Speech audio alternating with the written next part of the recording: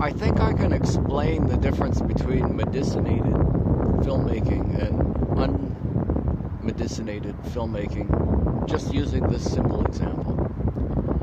Because before I was medicinated, I had kind of concluded that this place perhaps wasn't all that photogenic.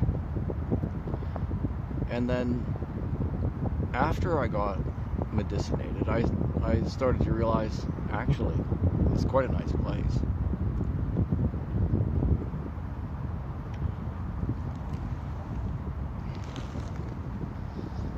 And easy to get to. This one is easy. I lie quite a bit, so I say that place is easy to get to, or that place is easy to get to, but I'm probably full of shit. That'd be easy to get to in some sense, in the sense that there's a schedule, right? That there's transportation, you can get there. Yeah, that's true.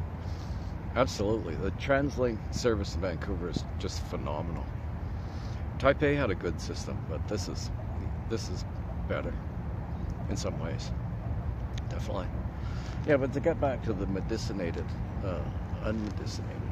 So the thing is when I was unmedicinated, though, I was looking this way.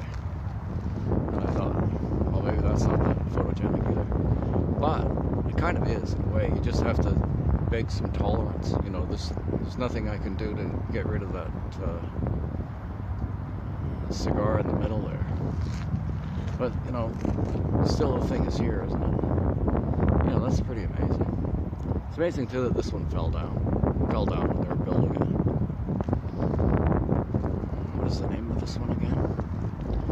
You'd expect me to know that, given that I'm filming it, wouldn't you? In a sense, I don't care. I hope I didn't just get fucking asphalt stains on my pants, man. I spun around in a circle. I didn't realize I was sitting on asphalt. I thought this was a wooden dock. Seriously, I better not have screwed up these pants or I'll be pissed off. Anyway. Yeah, it's my spot in the sun, man. This one, the thing is that, you know, to go anywhere in Vancouver is a freaking adventure. Let's face it, man. You know, people like to celebrate the diversity, and I'll tell you something, the diversity is one hell of a lot of fun. It is. It's a lot of fun. It's interesting, and really everybody is just kind of unbelievably nice. But there's actually two groups that really struck out for me, and that's people from India and black people. I don't know how many of them were actually from Africa originally. Like, they're, you know, whatever, African Canadians, I guess they say, right?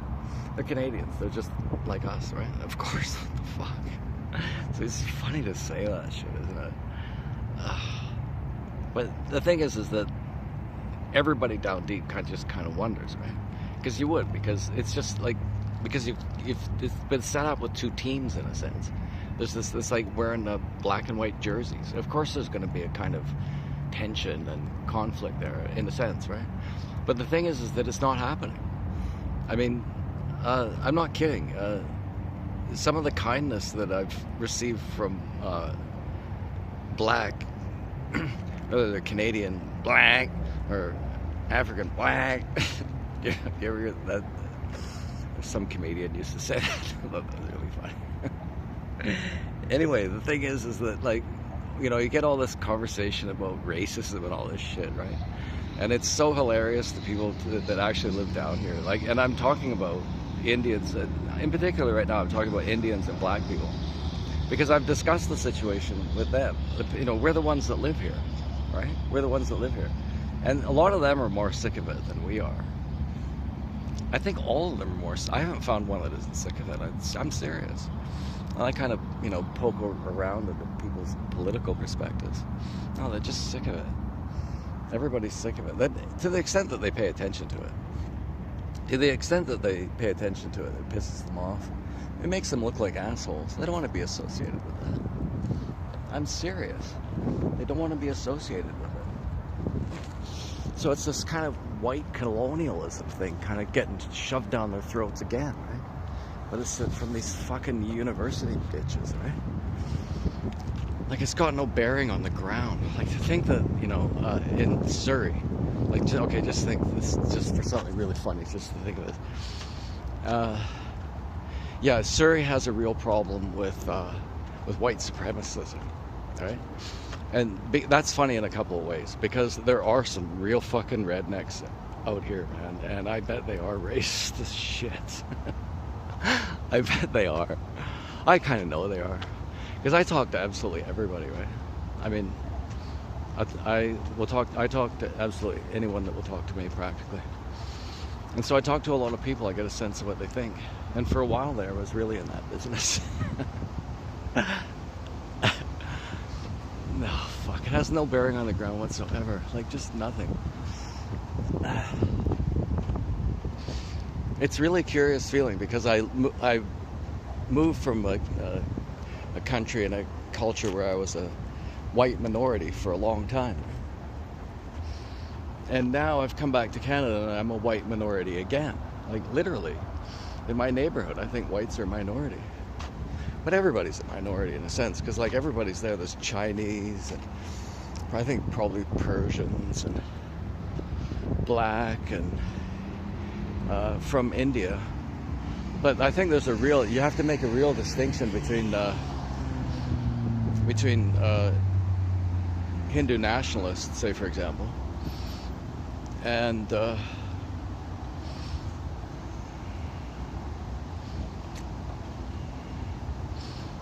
yeah, that looked like it might be a bit of fun there, didn't it?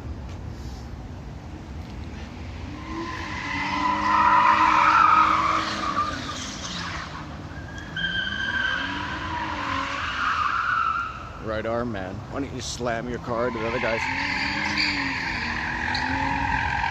Preferables if you don't slam into me. Okay, that's about the same, I guess, is it. Okay, so you can make these kind of stereotypes about, you know, the fucking wild rednecks out here, man. It's just, I've never seen rednecks like it in my life, not even close. They're just fucking crazy. And they're mostly pretty nice. They're pretty nice, but for sure they feel like they've been pushed out of their own culture, because they have been.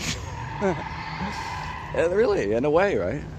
In ways that are easily identifiable. They've been shut out of their own culture, and that they're fucking poor drug addicts. All the heroin addicts are white. Yeah, the thing about these guys from India and like that, they really like to show off how much money they have by driving around and acting all macho.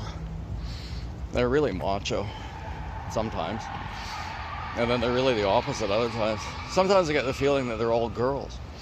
I almost said that to them the other day. I was like, why are you guys giggling all the time? Like, and I was like, kind of, their giggling didn't irritate me, so I wasn't irritated.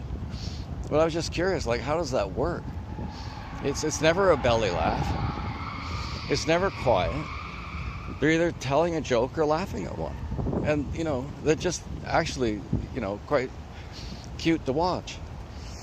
And it's like both boys and girls, but the boys really act like girls in that sense, right? And that they giggle. And the thing is that what I've figured out is that they act like that because that's the way that they get close to the girls. That's what it is. A guy will do anything, so he'll act like that. Why not? And they're kind of like that anyway. They're just giggly. They're all giggly. Even the ones that aren't really, you know, kind of feminine guys are kind of giggly in a way. In real life, like whatever impression you might have gotten from television, I'm sure is pretty inaccurate about what, you know, people from India really like. They're really sophisticated and intelligent. Like, what was it? I was talking to an Indian guy, and he asked me if I believed in God, and I think that I said that it was kind of a complicated subject, you know, that I spent some time on. Really, I did for 4 or 5 years, I think, really trying to understand religion. So, you know, the argument became really quite complex. And this is just some kind of, you know, drink-a-day kind of, I think it'd be more likely probably the Hindu nationalist type. That's what I would guess. They're a rough bunch. And they don't exactly see eye to eye with Sikh people because there's some real political stuff going on there. Jagmeet Singh wasn't allowed into India. Like, Sikh separatism, extremist Sikhs, extremism is a really dangerous thing. And what we've done, what Canada has done, is taken on with the Sikh side. So I'm not going to say who's right or who's wrong, but what I will say is that Canada had no business picking a side on that, but we already have. With Jagmeet Singh, that's Canada's decision. We've handed political power to one group over the other. So Hindu nationalists are not all that happy about it. And I don't blame them. And they're fucking crazy.